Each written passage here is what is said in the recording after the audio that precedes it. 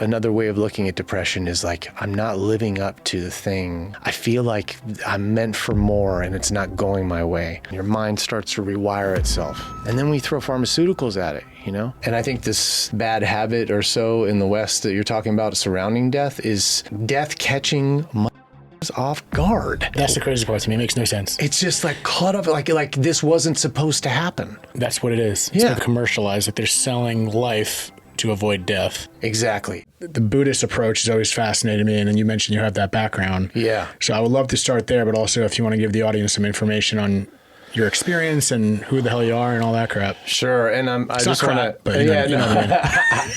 I just want to say that I'm intentionally drastically unprepared for this conversation, and I want to put that out there as a modality for people, you know, coming into something like this. You know, this could be a big deal if I make it a big deal in my mind, and then I could start preparing for a conversation that hasn't even happened and miss the real conversation. Mm-hmm. So I'm attempting these days to come unprepared and to a lot of things, because what naturally arises seems to be a lot better than having my ducks in a row with conversation pieces and all that. And for once, I'm on this side getting asked questions, which also feels really good. So thank you for inviting me and stewarding that part of the operation. Of course, and I couldn't relate more because I don't have notes. I have sunglasses, water, and coffee next to me. I don't have notes. You know, I have it in my head, but I prefer the natural approach. And, you know, I've come to learn that due to that, some things come out that I may look back like, oh, I didn't exactly mean that, but that's the beauty of the conversation because it's natural. Yeah. So however it goes, I'm with it. Okay, sweet. And whoever's listening, you have to deal with that. So shush. But yeah, perfect.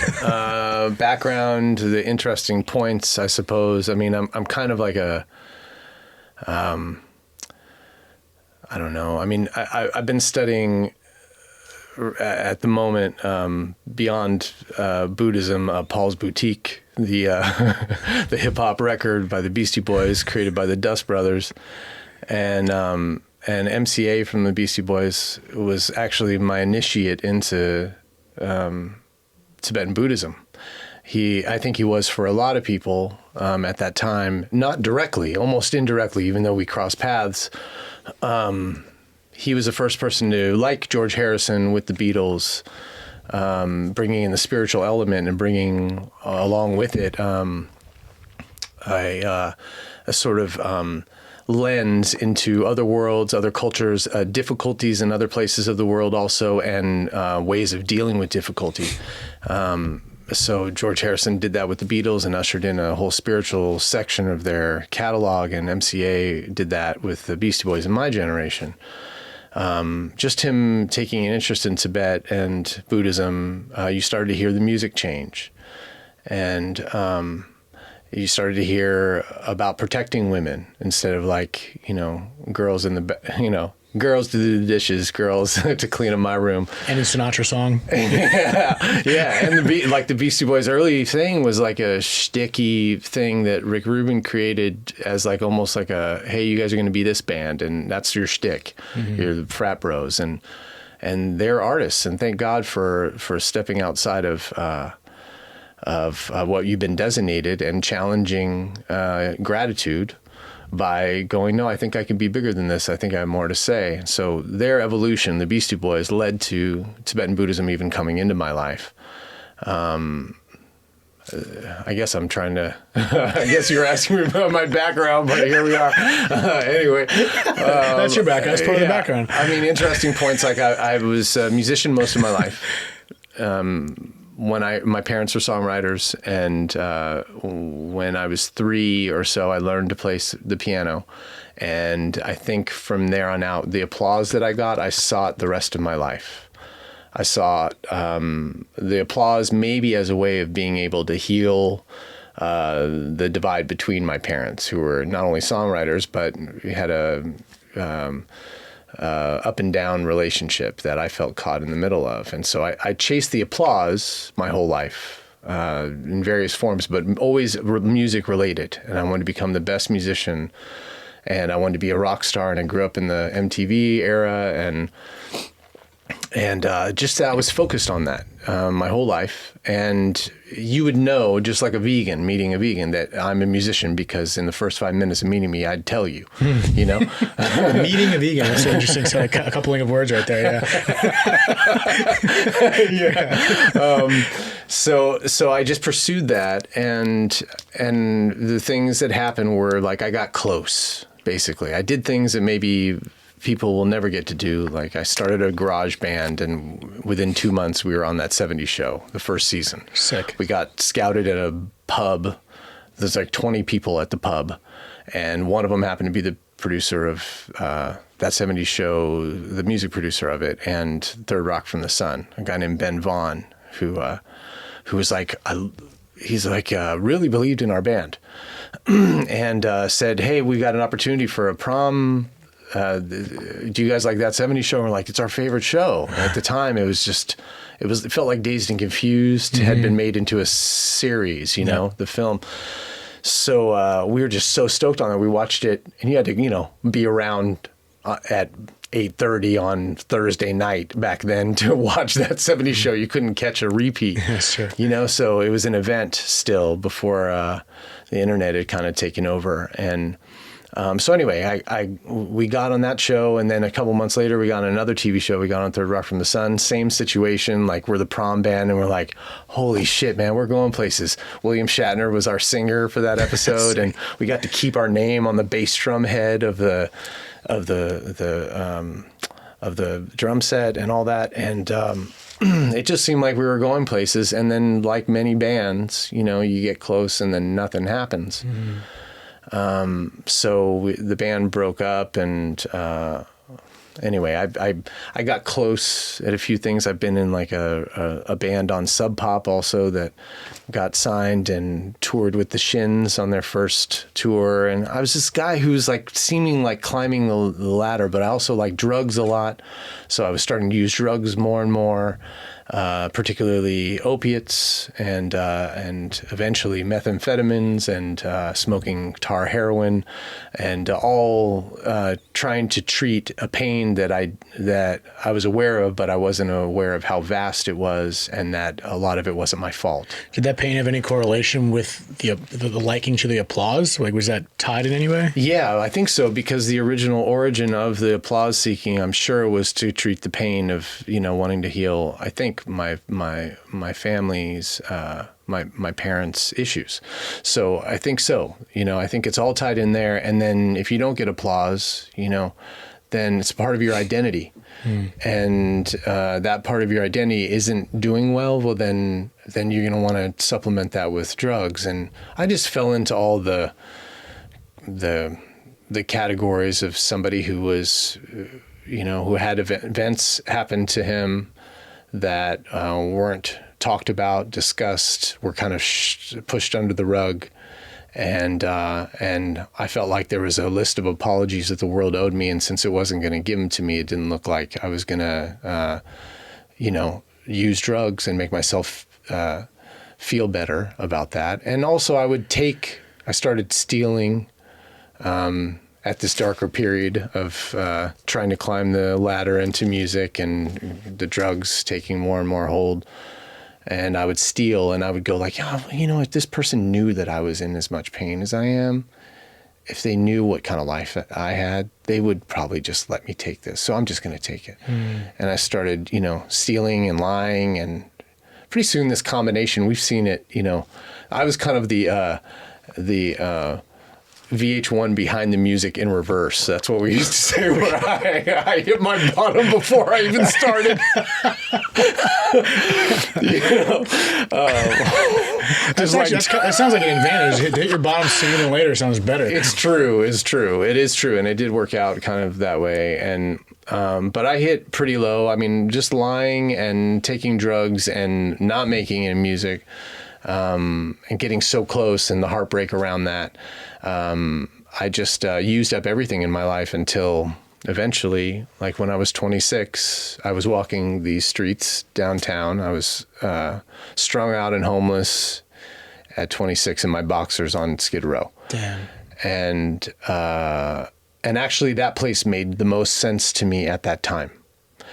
And coming down here today and being here in downtown LA, driving my new car. It's a Nissan Sentra. Okay, everybody, calm down. I respect it. No, you got a new car. Huh? I was like, what's he about to be nice? I was like, is he going to name the car? Is he going to avoid that? Is he going to leave it for speculation? So we got clarification, people. I love it.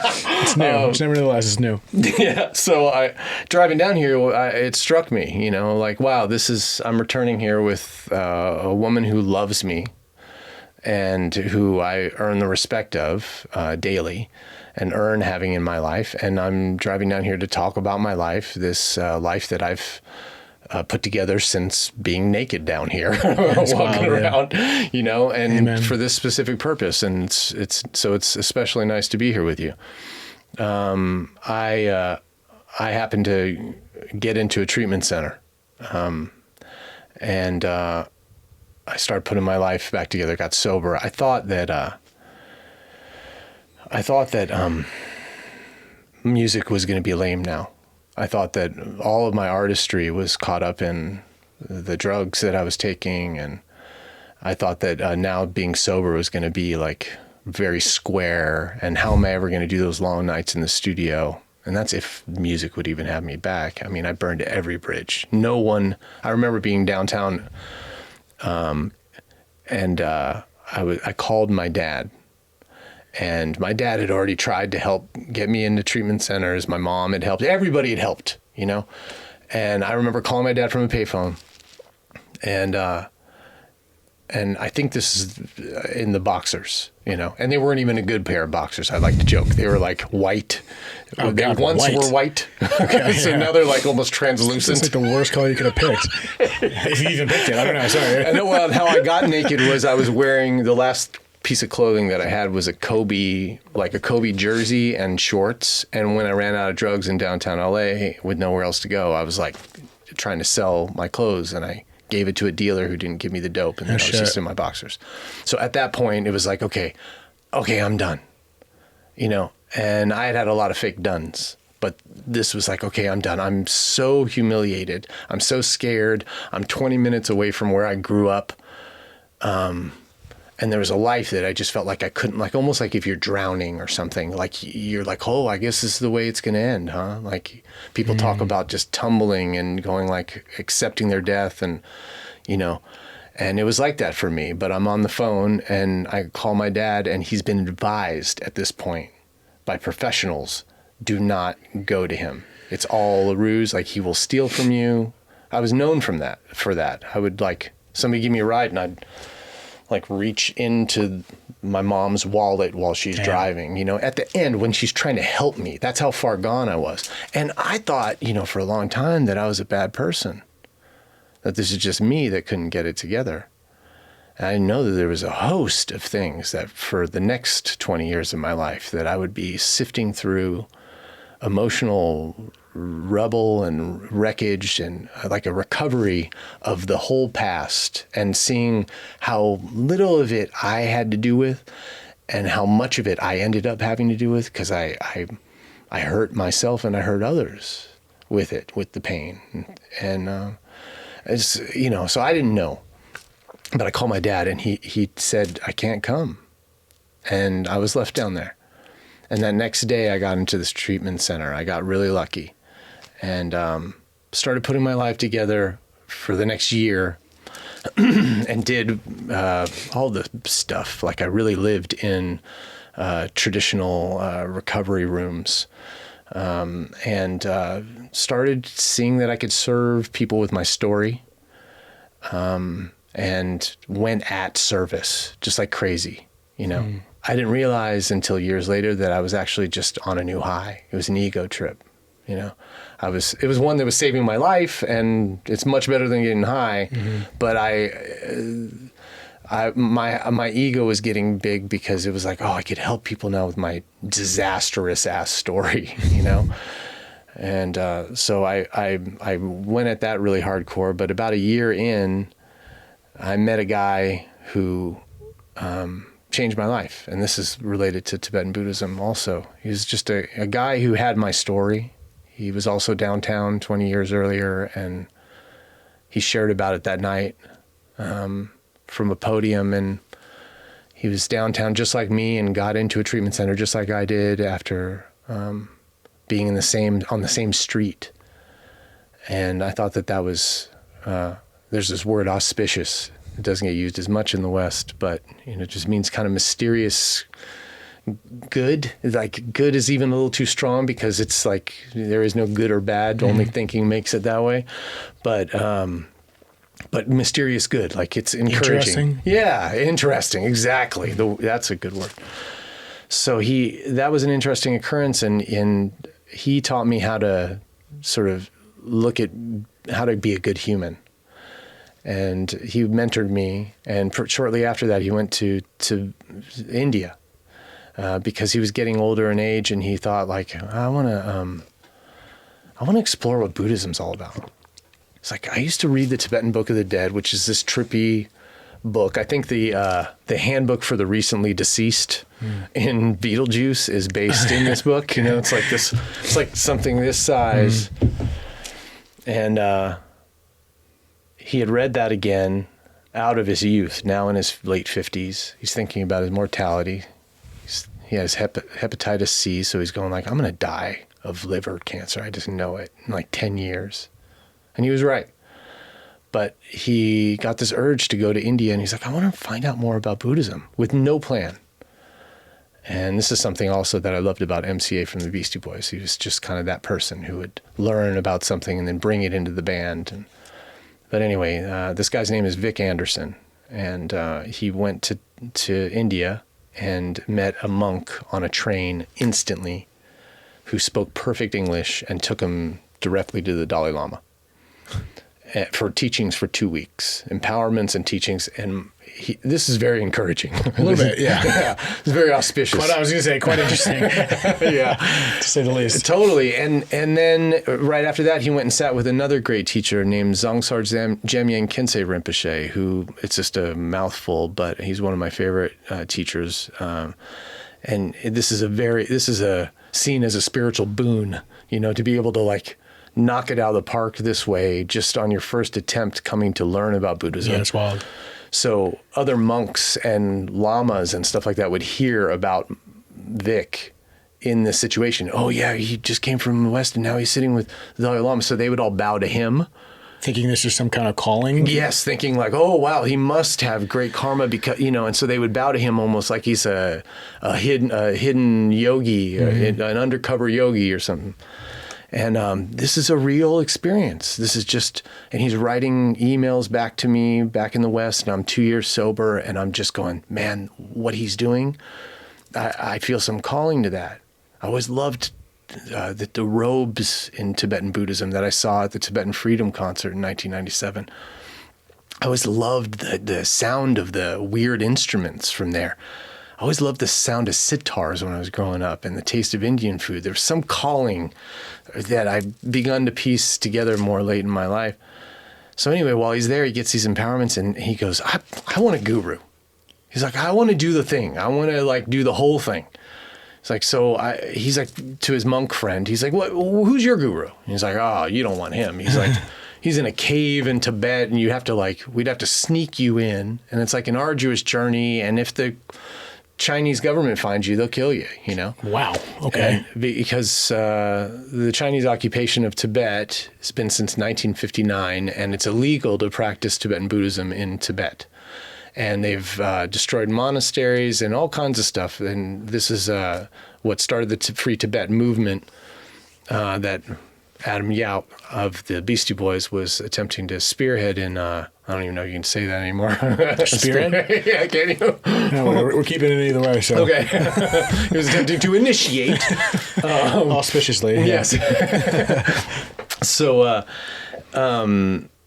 yeah, they want to keep people out because they don't want Westerners seeing what's going on there. And there's like these little enclaves that the Chinese government have allowed Buddhism to look like it's going on in Tibet, but it's really not. It's like people who are Tibetans who this country is founded on in the last 1,000 years or so have to practice in quiet. And they have to practice in quiet, and they're like the nicest people.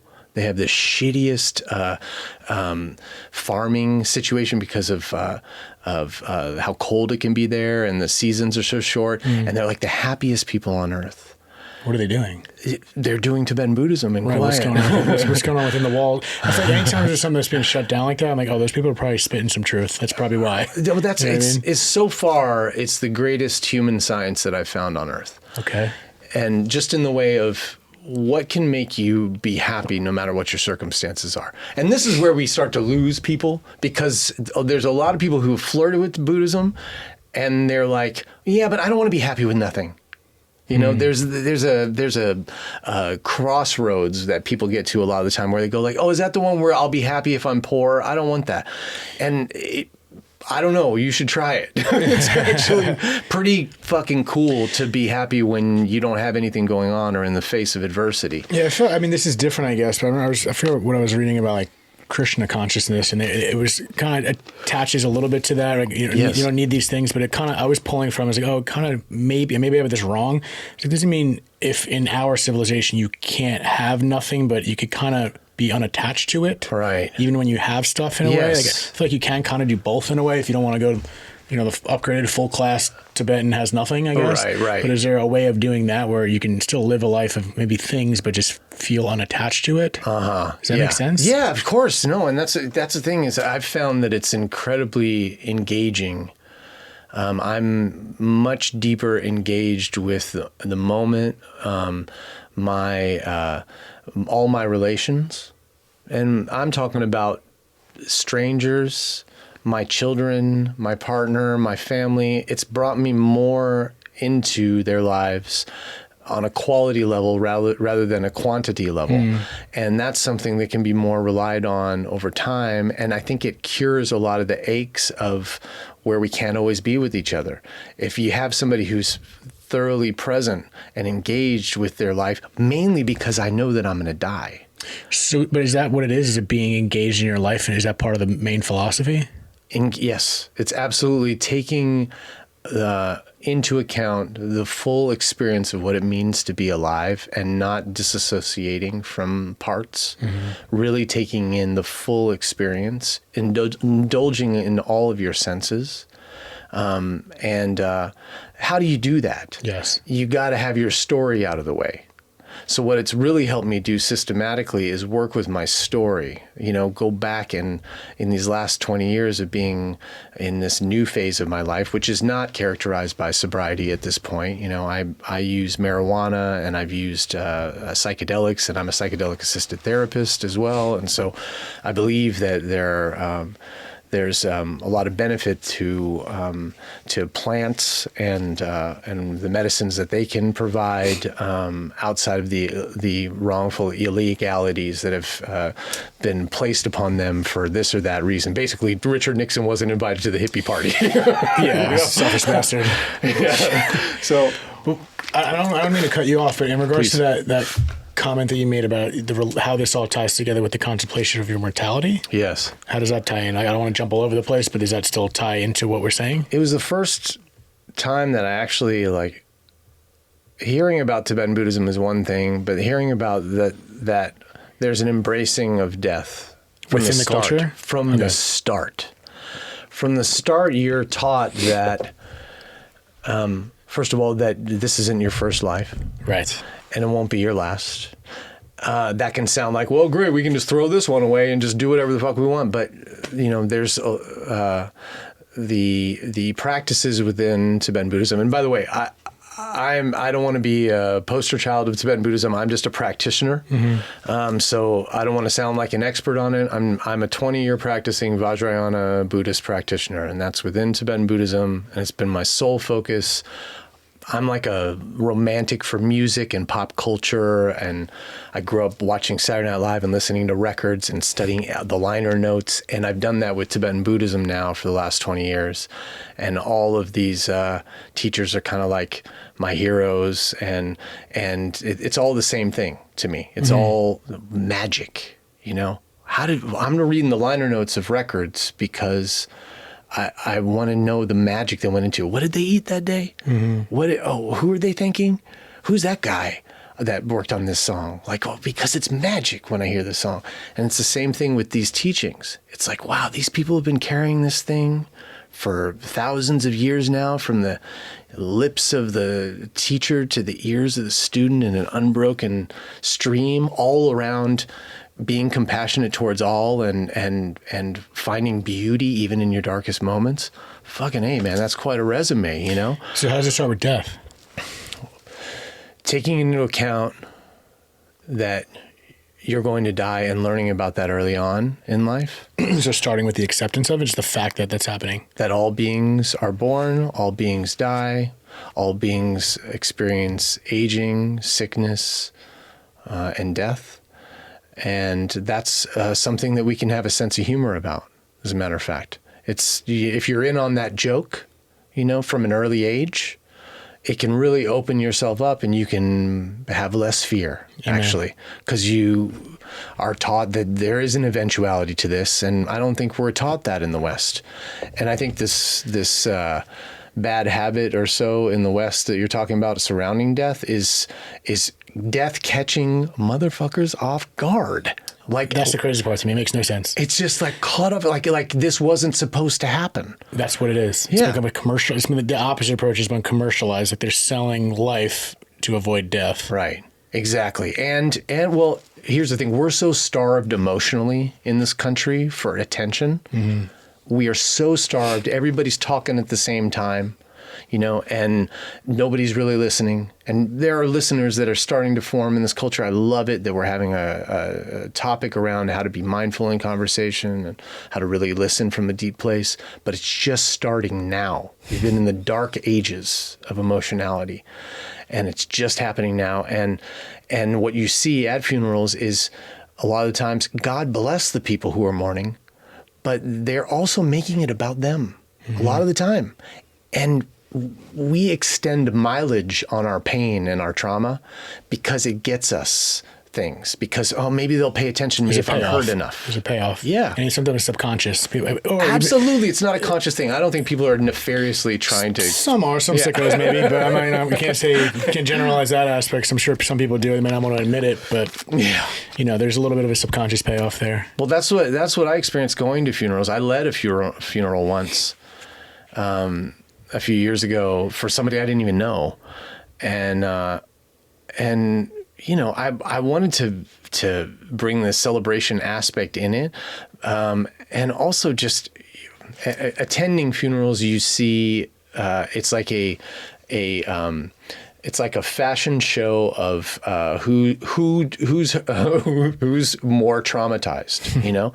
And like I want to say, I don't want to like disparage genuine emotion from happening. And I know that every person is good. And I'm just saying that we've all been taught by a culture to maximize moments when the spotlight's on us or when we have something to, you know, to actually reflect on.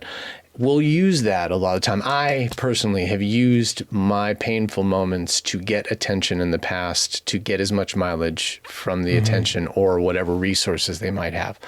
So it's a thing that wasn't taught in Tibet, and they've had the experience over the last. Let's see. I think it came to Tibet in like 800 or something like that, and it was walked in by one Buddhist from India into Tibet who changed the whole landscape. It was a barbaric place, and through this one person's teachings that spread all throughout the place, now it's like one of the happiest countries on earth with one of the poorest conditions. That's ruled by another country and told you can't do the things that have made you a great country here. What kind of science is that?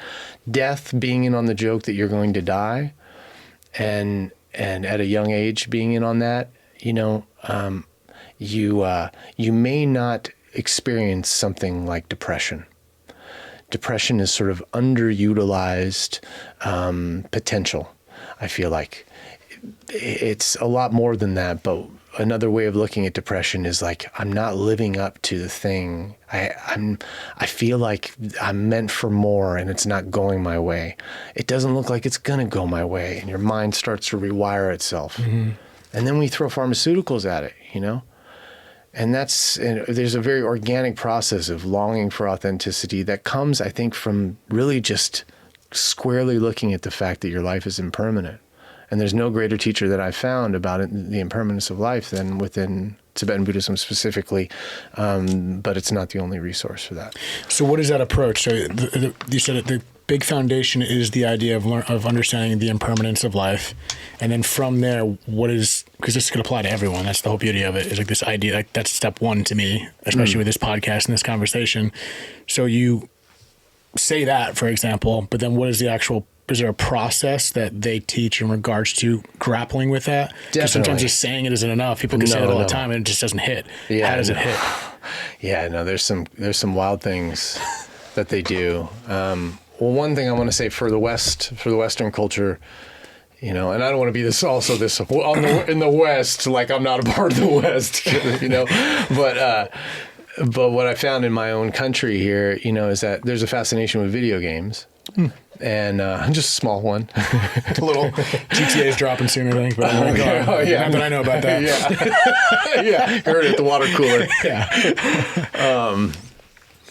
The reason people return to video games and why they buy video game consoles and why they play the same game over and over again and why they don't get bummed when they get killed is because they know they can come back and you can be better.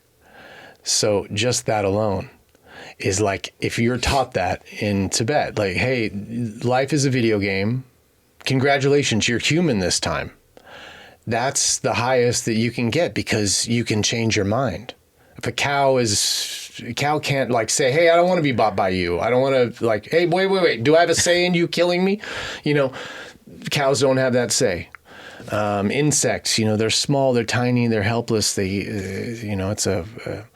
It's a jungle out there, but in this life as a human, you can change your mind anytime. You can change your mood. You can use your life to benefit beings in such a huge way. It's an amazing opportunity that they teach will not last. So while you're here, this is one of the good ones. Mm-hmm. And you've been playing this video game forever. This is like you're in level whatever of Super Mario Brothers, where, but it's built in that's the system, that you will be reborn and you have been reborn, and this is endless and it goes on, and this one is a good one because you're alive and you're human. So they see human beings as the highest level of what you can do in this short duration of time. So where's that balance in regards to their teaching of kind of what you aforementioned of, okay, why do I take this seriously anyway? Right. So isn't there a fine line between taking it seriously, making it the best, and also not giving a shit because I'm going to come back again? There aren't many people, believe it or not, there aren't many non-practicing people in Tibet. It is like the thing. It's the thing. This is a lifestyle. Maybe there's a few people, but even before Tibetan Buddhism took place, there was something called Bon, which looks like Bon Iver, it's like B-O-N with the dots. And it was like the Tao, basically. It was like Taoists, but for Tibet. And so they were kind of the Native Americans of, it's a weird reference, but they were the indigenous culture and practices that turned into a more psychedelic Tibetan Buddhism. Okay. So, so everybody's kind of in on it. And it's just seen as natural as, you're going to watch the Super Bowl, right? Right. Like, it's just a part of the thing. So there isn't really much questioning it. And the results are pretty damn good, with people. Being able to have, to mourn, but to see your mourning, actually, the process of mourning for somebody when they've died, like holds them back, they believe. It can hold the person there it can also redirect their reincarnation. So somebody dies and you were poor, like a man and a woman were poor in a marriage, and then the husband dies. He goes like, oh, I can't leave her. And the woman is so heartbroken. She's just mourning, and he hears it in this in-between world that you learn about in level 7 of Tibetan. I'm just kidding. I don't know. But, and then he goes, oh, I better come back as, the first available thing. So she's like, I need a dog, to help me. So he comes back as the dog, and then they're together. But these kinds of things are taught in the culture there, that's the way the thing works. And so we should be joyous for the people who pass on, that this is just one of many lives and how great it was to be with them while we were with them. See, I love that approach. I have other questions in regards to that, but I was saying the other day, it was interesting. I see so many comments all the time when you hear people die at a young age, or the ones that were taken too soon, or anything that bad that happens. Oh, that's not fair. That's not fair. I was asked the philosophical question, like, who told us that this existence is supposed to be fair? Right. Exactly. Like, fair to who? What is fair, first of all? I'm like, and who told us that it was, like, where were we taught, whatever XYZ told us, oh, this life, you get born, the doctor cut my umbilical cord. By the way, life's going to be fair. So if anything unfair happens, you should say it's unfair. Right. And then I never understood that, first of all. And I tie that into the idea that death feels like a surprise to some people. And I understand the emotional aspect. I get that. If someone dies young, a child dies, I don't put death in a hierarchy. That's that's the worst. No, it is. It is the worst. So it's tough to grapple with. It is. Not minimizing the emotions of it. Right. But again, the shock of it, it's as if we were told that we're not going to die. And I understand that beginning approach of understanding that first. I think that's the first step. And then by looking at it, like you just explained, when people die, like I was thinking about my funeral recently, I was like, I want people to be sad for a little bit, sure, but not too long. Celebrate it, because that approach, from my understanding, is, oh, they just completed this. They completed this phase of however many phases it's going to be. So it does seem a little bit more congratulatory, right? But then, it's hard to shape the culture in that moment. It's hard to like redirect a person's wiring around like notion of oh, don't worry, they're coming back. When they're already in their grief and they're only. But that's why this process is interesting. Yes. So I mean, besides people that in Tibet are being born into it, so that's an early phase of their life. Yeah.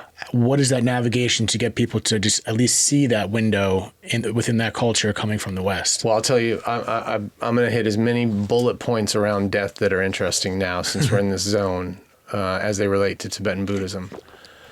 One of the things to train as a monk for the eventuality of death is to go to a place called the Charnel Ground, which is where bodies, when someone dies in Tibet, the custom is to chop up the bodies and then to feed it to birds. Tibetan sky ritual, right? Yeah, sky exactly. Burial. Sky burial, right?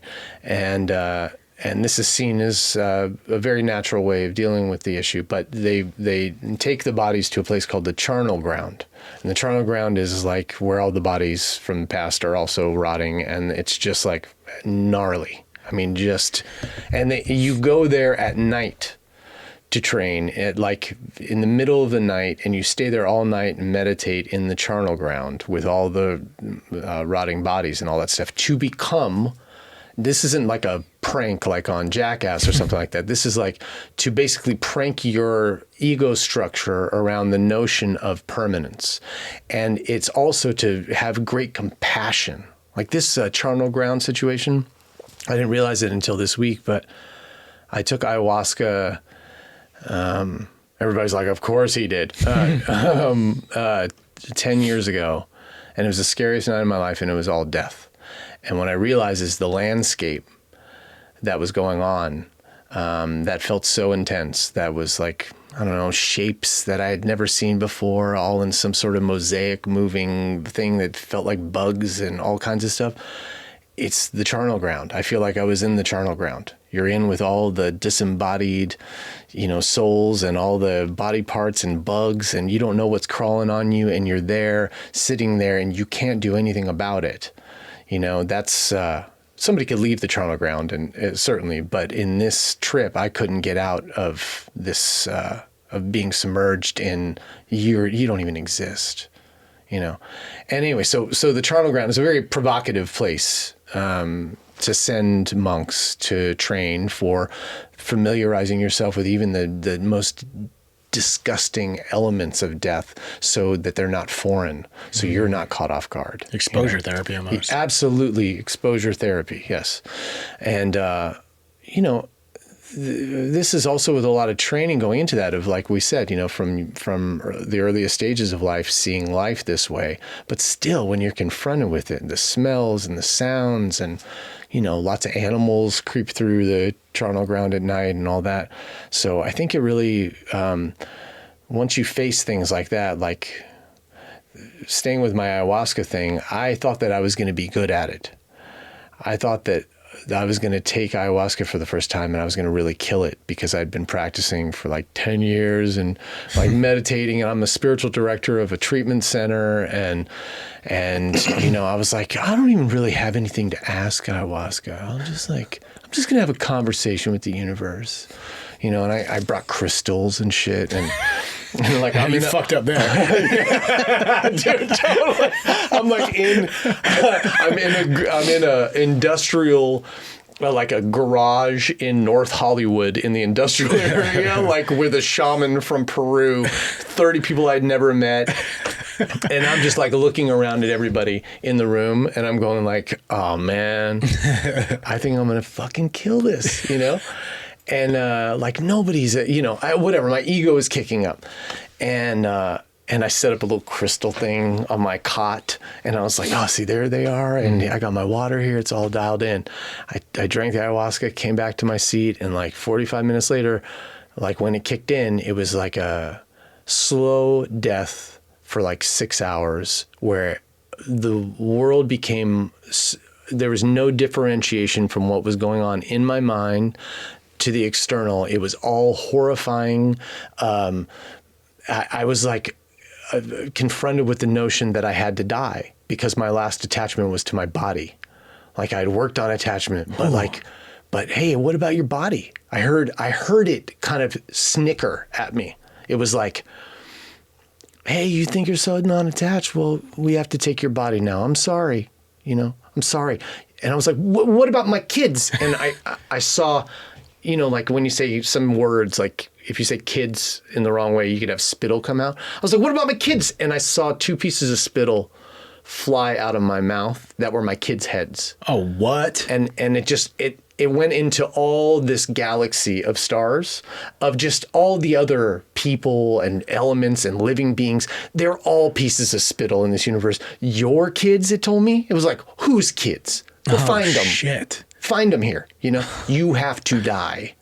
And I struggled, man. Your kids just came out of your mouth, bro. I'm like, this isn't fucking what I didn't sneak away on a Tuesday night to like, but I'm somebody, what about, and, this is something I have to take issue with. I have some notes on the shamanistic tradition of bringing ayahuasca here and the way that it's run in a lot of circles. And mine was this guy is like one of them. He's a serious practitioner of it and legitimate lineage and somebody who's I respect greatly. But the help around the person sometimes can be worked on. While I was freaking out, I was just starting to like sit up and like, oh wait, okay.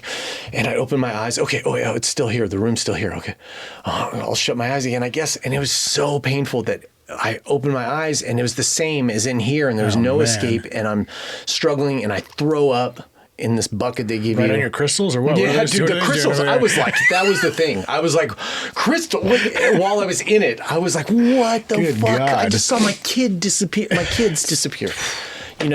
So I threw up in this bucket, and I'm just kind of like having a difficult time. And some of the help came by, and they were like, "Hey, how you doing?" They were like, "Hey, how you doing?" I was like, "Oh, not good." And they're like, "Hey, can you keep it down?" Oh God, dude, you keep it down. I'm just like, can you keep it down? That you're disturbing some of the other people. I'm just like, oh, okay. And then I felt like I was a bad person. Okay. Oh my God, I'm the person who's disturbing everybody's ayahuasca sit. Holy shit. And so my friend, he just had the most amazing advice. And he was in his own thing sitting next to me. But he just said, he's like, hey, it's all right. He goes, the sun will rise again. And I was like, really? Like, really? And he goes, yeah. He goes, it's just rearranging. Wow. It's just rearranging.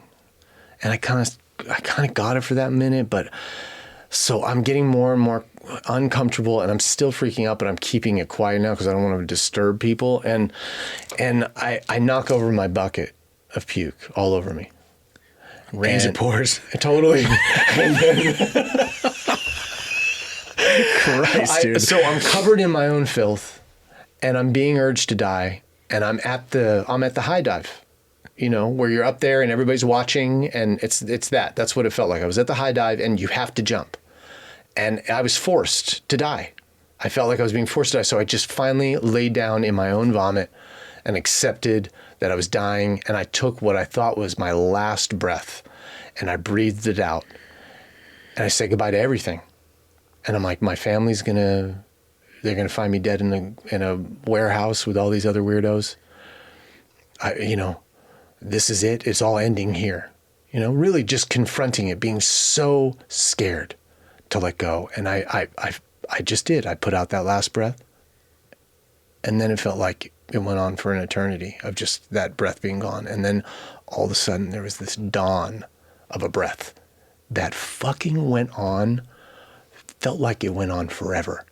If you ever have the shit kicked out of you and you get your breath knocked out and you don't know if it's going to come back, or you're in the tumble of the waves or whatever, and you don't know if you're going to see the air again, it gets real. Yeah. And this was as real as it gets. I said goodbye to my kids. I'm laying in my filth. This is it, my last breath. And then, and it just went on like a lifetime. It felt like, and I was like, there's a fucking lifetime to live in each breath. That's where I was shown that. Just in each breath. Oh man, if you ever lose a breath and then it comes to you, it's like, man, it's a whole world in there. So that was, I got introduced to the delicateness of breathing and the grace of breathing, of having an instrument that the universe has created in the only party in the universe right now is here on Earth. Mm-hmm. And we're all acting like it's been here forever. It's going to last forever. And it's the only place where there's life. And so anyway, that we have this instrument that coordinates with the output of trees, and they're, what they breathe out, we breathe in, and we're in this dance where we have a body that can create things. Oh man, just instantly, you're just like, I felt like Scrooge, after the three ghosts, just like, oh, I get another day. Like I open the windows and I was like, kind of that thing. Oh my God, I want to correct all the areas of my life that. And this is a kind of basic bitch ayahuasca. This is where it gets into the basic bitch thing. Yeah. I want to write all the things, but I have made it my duty to write every area of incongruence in my life at that point. Where things weren't working, where I'd been pushing, I changed it. But what did this why was it this death? It was just the realization again of going back to kind of the Tibetan foundation of that, we're going to die, even though you knew this kind of, I guess, consciously. Nobody knows until you viscerally feel it, until you you actually know. Yep. Yeah. So and you don't wish that upon people. Like, I don't wish them having to go through what I did to live thoroughly the next bit of your life, but they could do a lot worse. Well, that's the idea. As part of these conversations is how do you get people to realize that before getting punched in the face? Right. Well, but unfortunately, that is the best teacher. Absolutely. And metaphorically speaking. No, literally speaking too. Some of you deserve to get punched in the face. I don't tell you. Yeah. So coming out of that, I felt like, and there's this picture of me that I would love for you to see. It's just, and I'm rhyming and I'm not intending to, but it was like an hour taken after I'd gotten home from that trip, and it's like shark eyes. It's crazy. I've never been more alive in this picture, but my eyes just look like they're just as still as I've ever seen eyes. This picture of me. You can see where I've been, and you can see that something's been deleted, and now there's all this space. And that space is what I've sought to sort of sew into my life. I've taken that death experience, like in Tibet, what they do at a young age of exposing you to these things and these concepts. People can have these ayahuasca experiences or get the shit kicked out of them experiences, but it's what vehicle you put that into next. That's really the deal. What you do with it. Absolutely. And not even like, I'm not even talking about like flirting with doing something with it or occasionally doing something with it. I fucking got my thread and needle out every day. I want to keep this experience alive. I can still feel 10 years later the ayahuasca intelligence in my body because I'm keeping it fresh. I'm keeping that connection to my own death and the eventuality of that in everything that I do. And it changes my life. It changes the lives around me that seek me for mentorship or whatever it may be. And it changes me with strangers. And I could be a pain in the ass to go places with, not because I'm angry, but because I'm the opposite. I'll spend time talking to a homeless person, inviting him to our party last week, like I was a homeless person. I am a homeless person. After this trip on ayahuasca, like, where's your home? Whose kids? What home? Right. And in Buddhism, it's the same thing. You're kind of stripped of your privacy. You're not a private person anymore. You kind of belong to everything. And so there shouldn't be a you that kind of like goes like, well, no, this part's just for me over here. I'm kind of signed up to this thing after coming back from dying and psychologically facing my own death. I haven't forgot it. Mm-hmm. And it's an active practice. And I think that's a lot to tie this in with Tibet. What goes on there is they keep it alive every day. It's in the culture. And it's interesting. Sometimes I feel like I look at this life like it's a vacation. Like you go on vacation, and before you leave, when you set up the vacation, like just say day one of the vacation, the vacation is going to end, but you still treat it like a vacation. Like right. When it rains outside, you still try to make the best of it. Absolutely. You can be pissed. Oh, this one day is going to be raining outside, but we only have X amount of time left to enjoy this vacation. Might as well make the best of it. That's right. And then when it's time to leave, you might get a little sad about it, and it's okay to be sad, but you knew going on this vacation, it was going to end at some point. Right. So it's like you kind of like shrink life down to that week vacation, and it kind of feels like that. And when it does end, it does feel sad because you're not there anymore, but you're not supposed to be sad too long, but you can still keep that memory alive when what do you do with the sadness, the bittersweet? You turn it into a moment of bittersweet, of a next moment for someone else. Like what you do with it, like you said. And I love that idea of what you experienced, that rearranging, because I feel like when anything shitty happens in life, as we define it from this human meat sack, it's like, it feels like a rearranging. It's okay. The sun's going to rise, but right now it's just things are allow it to collect itself naturally. Yeah. Maybe not obsessed about how it's going to rearrange, but just trust that it will rearrange. And when you kind of dive into that natural flow, it's a part of just the fucking process. Dude, and it came so funny because I'm just putting this together now, but my friend used to fucking rearrange his place like every 3 months. He would rearrange everything. You'd go over to his house and it felt like a new place. And now I see the utility in that. Why he was doing that is because he's working with his mind. He found a way to rearrange things in his mind rather than accepting the arrangement that had been given to us by our life circumstances. So he would move things around in his house and he would feel like he's in a new domain, which fosters, clearer thinking or new ways of looking at things.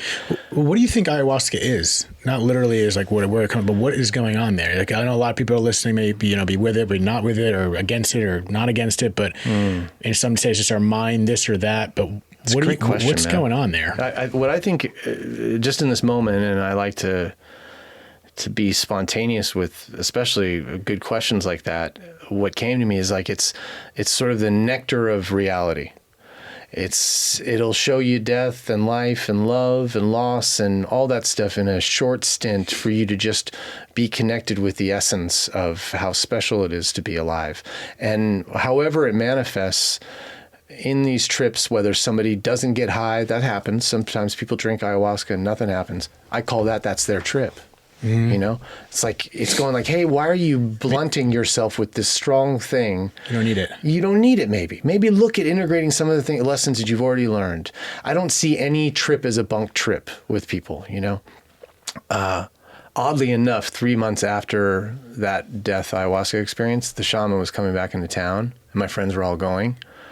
And it was kind of like the dead coming back into town or something, or whatever your thing is. And just to keep it on brand, I'll say the dead. So they were all going, and I was like, only a crazy person. Like, why would I go back? And I was like, well, I learned about death, but I want to know about love. Love is connected to death. I'm taught this, that there's no separation between these two things. And but I didn't feel it viscerally like death. So I went back to the shaman. I drank again with my friends, same friends. Crystals? No crystals? No crystals this time. There you go. Yep, no crystals. And I was scared, though. And I asked the shaman to give me only a little this time, which he ignored, to his credit. And he laughed at me when I said, just a little this time. That last time was, and he's like, yeah, you know what you're doing. Yeah. So he gave me the thing, and I drank it. And then 45 minutes later, it took me back to the worst part of the first trip. Like just expressway to the death trip, the visuals, all that stuff. But this time, I'm in on the joke. I know that I survive it. I know that this is just a part of the thing that happens. And I actually was like, this is all you got? This is what it is? I've seen this. So I just laid back and I accepted it. And this is kind of something, death related completely. This is full circle, kind of. Full circle. Yeah, full circle. So I just laid back and I accepted it. And instead of being bothered by the visuals, I took in the elaborate display that was going on. We could do this any moment with anything. If we put ourselves aside, we can just look at a room and be blown away by the color, by the texture of things. Fucking A, mushrooms does that sometimes to you. If you're on a strong microdose or whatever, you're like, this hose, what's up with this? God, this is a beautiful colored hose. Like, oh my God, and why do we have hoses, or whatever? I read that, yeah. So I laid back and I enjoyed this trip, and I enjoyed the horror, which is a part of the acceptance of death. I'm being shown love. And what happens is, like, all the visuals at one point, they all synthesize, and it becomes like some kind of, it's almost like visuals from a Tool concert or something. Like these like electro people or something. Like all the visuals it made a silhouette of a person sitting under a tree, like the Buddha, and it was me. And it was showing me that this was an awake moment, that I'd faced my scariest thing. I had faced death, and I'd conquered death in this moment, at least. And so it made me the Buddha in there. And I heard this voice say, love is the author of all. And I got it. I was like, oh, right. Even the disastrous stuff. It was showing me that we're being carved out of love. Like this universe is made of love, that we are existing, that we are alive is the greatest love story you'll ever have. And it doesn't feel that way to people. I know circumstances in this country or what, this, that, and the other, there's always a reason, but just to be alive and to have an option, just to be alive is the greatest love story. And everything that's happening is carving us more into being a loving being if we allow it. Mm-hmm. If we allow it. So I've lived by love is the author as a message. It's been like my Be Here Now. And it's the name of my podcast, and sort of it's our thing. I love it. I mean, you kind of just, spoiler alert, but you kind of just expressed the whole book of Sirens of Titans by Kurt Vonnegut. At the end of the book, he literally, the whole purpose of life, essentially paraphrasing, it was like, is to love anything and everything that's all around you that can be loved. Wow. And that book spoke to me so much because he kind of came in with a pessimistic view of life. Yeah. But the idea of that experience that he just went to, it makes so much sense. I feel like when things are death is never going to happen. It's impermanent. We're going to go through the BS of life, which isn't BS because you view it as like just a phenomena, as a happening. Yeah. And then you can sit back and have the ability to kind of just dance with it. Yeah. And just have that dance and let life lead you in a way, but you have to be part of it. Yeah. And it's just, at the end of the day, it is a choice on how you want to perceive it. And you went, even though, yes, it was an ayahuasca trip. Right. But until you guys have done, I've done ayahuasca, I've done DMT and some hallucinogens. Until y'all have done that experience, it feels real enough. I don't care what you say about it. It's real shit, because it certainly feels real, and that's real enough in an essence. But you're able to go to that place and see it. And it keeps tying back to that Buddhist approach of facing what it is, the reality of this, and then having that choice of perceiving it that way. Yes. Very simply put, how we live is how we die. How we live is how we die. There's a title of a book by Pema Chodron that's out, but this is a concept that's been in Tibetan Buddhism for a long time. The way that we're living is through our mind. And we think that we're living in an external world, but our whole life is here. Everything, all the meaning, all the shapes, sizes, colors, relatedness or non-relatedness, hatred, all that, it's all in our mind. Mm-hmm. And everything from our life experience projects out onto others. Absolutely. So when we hear about a breakup, we know what a breakup's like.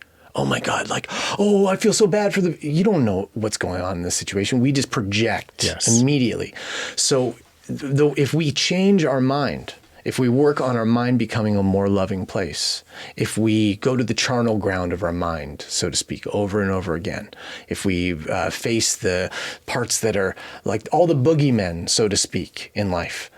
I'm on a run now of the last couple of years of running toward the things that have traditionally scared the shit out of me. Basically, like strong responsibilities, taxes, stuff like that. I've run toward these situations to find the face of love there also, hiding in a mask of fear. And it's been that way all along, like a fucking Scooby-Doo episode where it's like, what? It's just old man Peabody? It's literally Sandlot. So, yeah. The dog's the scariest thing in the world until you come to someone's licking your face and it loves you. Right, like, what? Exactly. This is what I've been running from my entire life? That's right. So it's like one thing systematically after another of just opening my mind toward concepts that have scared me, things that I feel like all my challenges of right and wrong and all that have been just disintegrated through the practice of Tibetan Buddhism specifically, but not also exclusively. I'm somebody who was raised Christian Science, which is like a really hardcore. They don't go to doctors, they pray instead. Okay. 3 generations deep of this, relying on Christ's words that are all based in the idea that God is love and that we're all a part of this love. And anything outside of that is erroneous. It's our own thought about something or a man-made concept about something, and that everything is really love. So I'm grateful that I had that upbringing. I love Jesus. I love Krishna. I'm in the Ram Dass satsang. I was listening to Ram Dass today. Oh, were you? Nice. Yeah, and in Tibetan Buddhism, I have a guru. I have teachers in a Lakota teacher that I co-facilitated sweat lodges with. Wherever there's truth, I'm kind of the guy that's like the intersection guy. Yeah. I'm the guy that's standing guard, like saying all these things relate here. And I think that's the new religion, really, is where they all relate and not where they're different. That's where I'm at. Maybe just less educated as you, but in regards to the idea that there is one, I feel like there is an intersection, and I think that's like the Baha'i faith. They kind of believe in the idea that all religions are kind of saying the same thing in many ways, or there's one original source, but maybe it's got diluted along the way. Yeah, and I think it just comes down to just finding your own way, but being open-minded and also understanding the power of the mind, because even, for instance, you said that the Christian approach, that specific approach of maybe not praying, and some people are like scared of that because of not taking medicine and this or that. But I always think I'm not a scientist or any of that, but when I think about what about the placebo test that all these scientists take, how do you explain placebo? Exactly. Like, it always comes down to the power of belief and mind. Dude, so I'm so glad he said like this. Just a placebo, like look up your own shit, people. Like those double-blinded placebo tests that the scientists take. How do you explain if it's 50-50? What is placebo? It comes back to the power of the mind. And I think it's just the idea of we have way more power than we think. Yes. And we have no power off the external world for the most part, yet our internal world creates the external world. So it's like it all comes back to the mind. And it's just, I just want people to understand the power of that if we really choose to tap into that. But it takes energy and labor to tap into it. It's not just like a flip of the switch. Right. You don't have to take ayahuasca, but you can meditate a little bit and just go deep in there. Yep. And it's just, I just really believe in the power that we have to create an external world, but it all starts in our inner world. That's right. It's our mind, and our mind is creating this reality completely. And it's why a lot of the times, there's these things like the telepathy tapes that are being talked about a lot in the culture right now, and the notion of nonverbal communicators being able to have sharing this network of communication. And it explains why her and I can talk to each other. When she's upstairs, I could be thinking something and then I say it and she's like, it's why that happens all the time. Damn, I want that. There's a couple times that I faced death in reality, that kind of correspond. One of them corresponds to the telepathy thing, but I was 20 and I was visiting my mom in New Mexico, and she had this she's a collector of old things, and so she had this old stove, And I didn't know that it wasn't operational or whatever. I didn't know that the pilot light wasn't lit. I just thought it was like one of our antique things. So I turned it on, and when it didn't do anything, I was like, oh, this thing doesn't even work. And I think I just left it on. Well, she went to go stay the night at her boyfriend's house, like 45 minutes away. And I stayed in the house and went to bed that night. And she woke up at 3 a.m. at her boyfriend's house 28 years ago. And was like, I have to go home. And he's like, what? It's the middle of the night. And she's like, I don't know. I just have to go home. She went home, opened the door, and the house was so full of gas that it was like, it nauseated her. She had to like crawl in and wake me up, and I was hard to wake up. So she saved my life, you know? And you hear about that story, and I went through it. It didn't fucking change my life. It didn't. I thought it was a very anecdotal, cool thing that happened, a connection between my mother and I. But it really, there's a lot of the sciences about being human that we're just not exploring. You know? Just explore it. That's right. Just being curious about it or having an open mind towards it, you know? And so it's real. It's real. And then another time, like, I was just watching, what was it? What were we watching where there was the car wreck? And I was like, oh, that's what happened to me. Oh my God. We were watching the documentary on Netflix about twisters, or this twister in Joplin, Missouri. And it's a new special. And there's these kids that are driving into a tornado, and one of the kids gets sucked out of the car and into the tornado. And the wreckage looked like around the same era when I was 20 in New Mexico. I was driving with the biggest DJ in Santa Fe at the time, who was this girl, Melanie Moore, and she become my friend. And she's like, hey, I kind of want to take an entourage to this rave in Colorado. Would you come with me? And maybe we could all trade off driving. I was like, yeah. She's like, yeah, my 2 friends are coming. And so I met these 2 guys for the first time. We're all leaving Santa Fe, and it's like a 3-hour drive, something like that. And when we got up in the mountains, we hit black ice, and it was my turn to drive. And I didn't, I had been in an accident before with somebody who was driving when a car was spinning. I'd been in that scenario before, and they turned against the spin, and we flipped. Oh, shit. We were fine. This time we hit the black ice, and for whatever reason, I remembered, turn into it. So, and we're in a 2-lane highway in Colorado, like black ice, spinning, cars coming, spin off the side of the mountain, and we're just tumbling. And I didn't know this, but when we got down to the bottom, we landed on our tires, and I'm just coming out of this, and like I see a body in front of the car, like in a patch of snow. And I think that we rolled over and killed somebody. And I'm like, is everybody okay? And Melanie's okay. And then the guy in the back, I just hear, Kenny! Like this.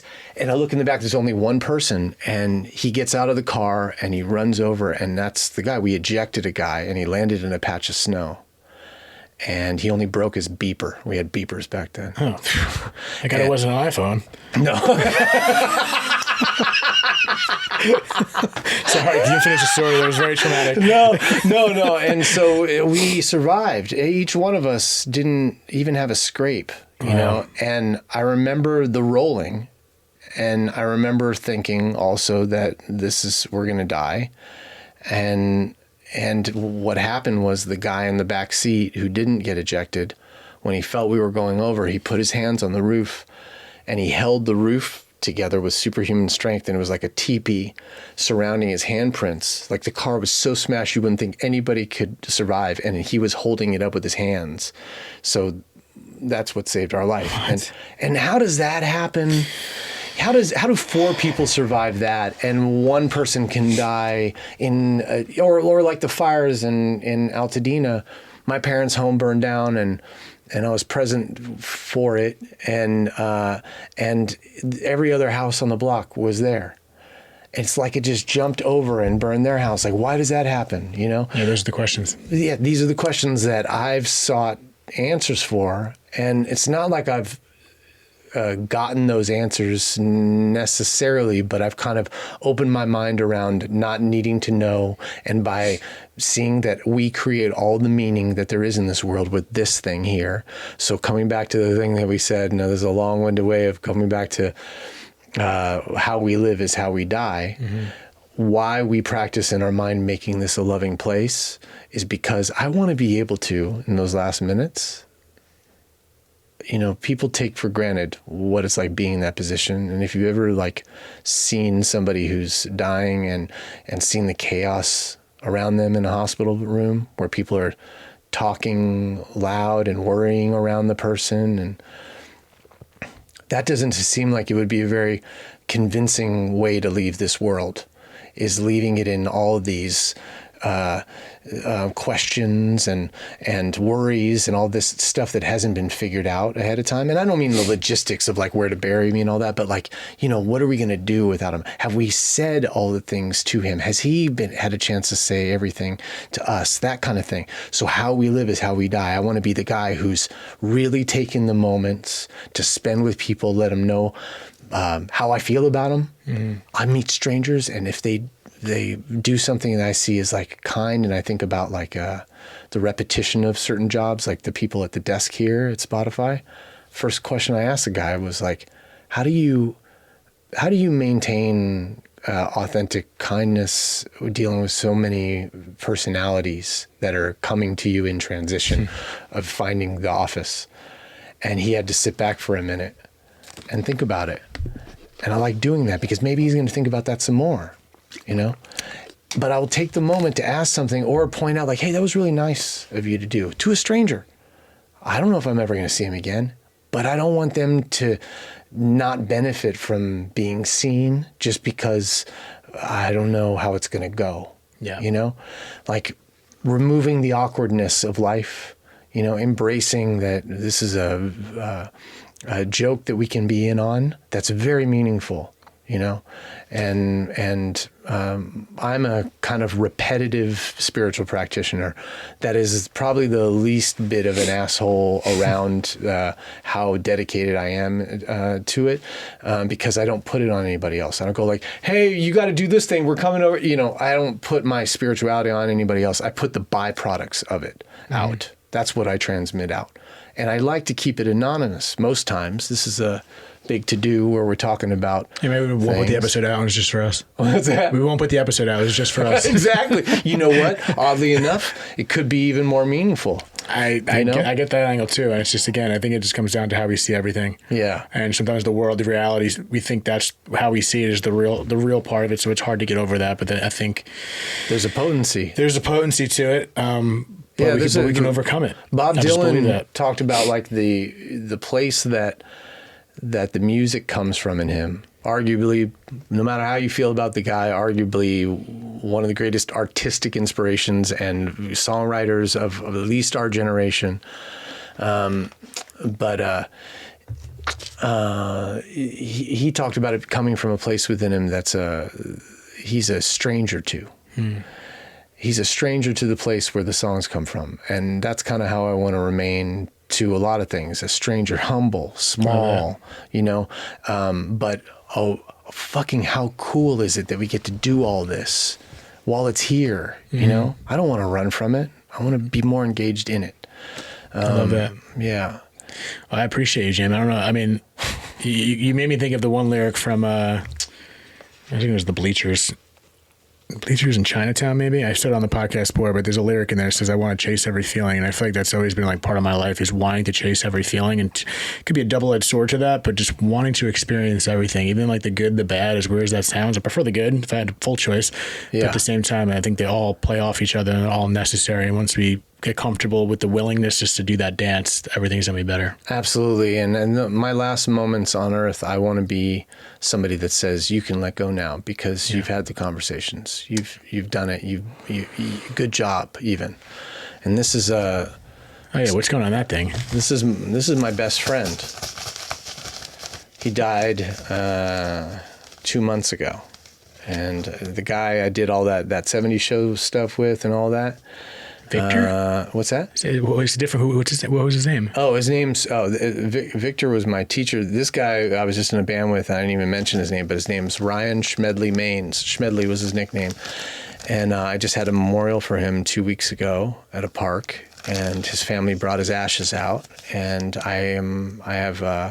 we used to do a lot of drugs together. So at the memorial, we were kind of handing out dime bags of Schmed, which is kind of fun. That's hilarious. But this is what, this is where it's all going, I just want you to see. Getting a close-up for anyone not watching on YouTube. This is where your life, with all of your importance and all this stuff, is going. It's just going to become this. Dust. Just dust. Well, I mean, it says, like, the truth is ashes. I'm just happy because you eventually mentioned you did drugs with this guy and you put him in dime bags. Like, please don't set up a line for us right now because I'm not interested. I know, I'm not fucking Johnny Knoxville. Well, damn, it's just 2 months ago. God bless. Yeah, and it's, I think he'd get a real kick out of, he was into podcasts, and I thought I'd take him with me today, and maybe it could even help some people to just think about that, all of the things that you think you're doing that are important, it all amounts to this. A Ziploc bag. Yeah, that's right. Well, shit, man, that's a profound way for us to drop out of it. I guess I'll shake your other hand on the way out now. It's up to you. No, I'm shaking that hand. Well, sending love to you for sharing that, because 2 months is pretty fresh, even with all your experiences in this. Everything we spoke about, when it happens, just still emotional tugs at that regardless. So I appreciate you bringing them here, and thank you for sharing your story. Absolutely. And I mentor people. I've been in addiction and mental health as a professional and a clinician for the last 15 years, and in private practice the last 4 years as a spiritual mentor, and that's a service that you can find at loveistheauthor.com. That's beautiful. As usual, I'll plug everything in the show notes if anyone wants to find you. And I'm grateful for the opportunity to sit across from you, both of you. Same. And thank you for taking the time. We made it happen so quick, so I'm Thanks, grateful. David. And until next time, Dead Talks me out. Right there, man. Put it in the good hand. Thank you so much for tuning in to another episode of Dead Talks. Please do not forget to hit the subscribe button and also the notification bell. That'll give you updates as to when we post a new video, more episodes, and more content in general. We are streaming on all the major podcast platforms, including Apple, Spotify, iHeartRadio, Pandora, and all that. And also find us on Instagram at Dead Talks Podcast or www.deadtalks.net. Thank you so much.